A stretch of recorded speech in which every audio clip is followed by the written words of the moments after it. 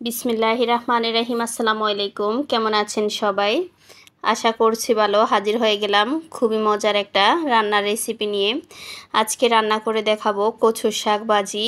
এইভাবে কচুর শাক ভাজি করলে পরিবারের ছোট বড় সবাই কিন্তু খুবই পছন্দ করবে।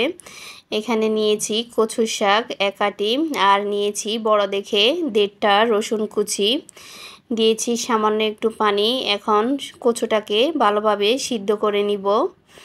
একটু সময় নিয়ে কচুর শাকটাকে সিদ্ধ করে নিতে হবে। এক পাশটা হয়ে গেলে আমি এখন ভালোভাবে নেড়ে ছেড়ে নিচ্ছি।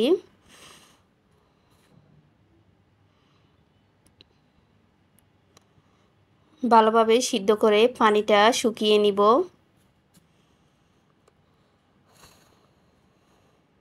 এই তো কচুর শাকটা প্রায় সিদ্ধ হয়ে গিয়েছে। এখন পানিটা শুকিয়ে নিব।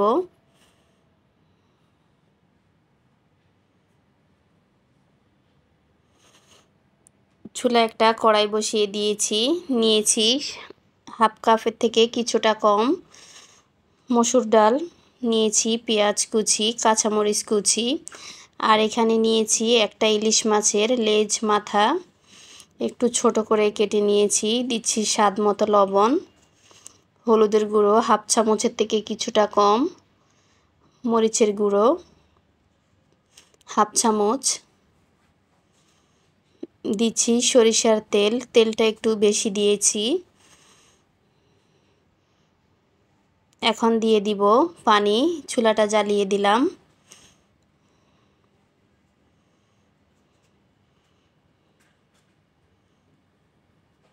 সব কিছু ভালোভাবে নেড়েচেড়ে মশলার সাথে মিশিয়ে নেব। এখন ঢাকনা দিয়ে ডালটাকে আর মাছের মাথাটাকে ভালোভাবে সিদ্ধ করে নিব।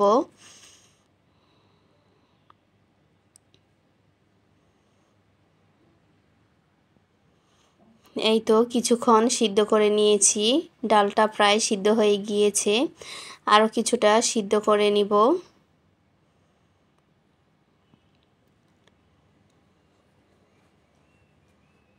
এই তো ভালোভাবে সিদ্ধ করে নিয়েছি। এখন মাছটাকে ভেঙে নিব।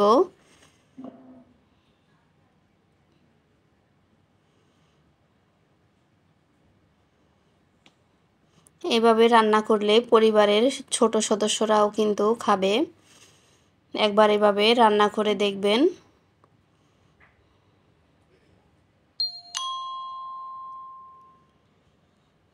দিচ্ছি আগে থেকে সিদ্ধ করে রাখা কচু। এখন ডালের সাথে ভালোভাবে কচুটাকে নেড়েচেড়ে মিশিয়ে নিব।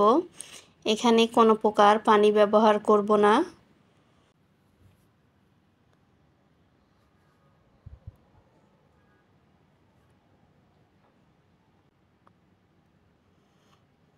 চুলাটা কমিয়ে এটাকে ভালোভাবে রান্না করে নিতে হবে। কিছুক্ষণ পর পর নেড়ে নিব যেন নিচে লেগে না যায়।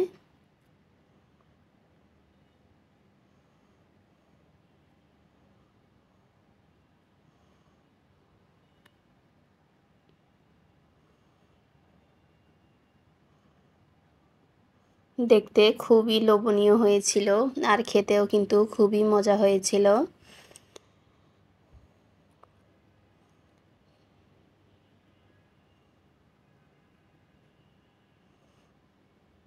আমার রান্নাটা প্রায় হয়ে গিয়েছে। আমি আরও কিছুটা রান্না করে নিব। আশা করছি আমার আজকের রেসিপিটি আপনাদের ভালো লেগেছে। এতক্ষণ যারা ধৈর্য নিয়ে আমার ভিডিওটি দেখেছেন অথচ লাইক দিতে ভুলে গিয়েছেন, প্লিজ একটা লাইক দিয়ে দিবেন। দেখা হবে অন্য কোনো ভিডিওতে। সেই পর্যন্ত সবাই ভালো থাকবেন। আসসালামু আলাইকুম। আল্লাহ হাফেজ।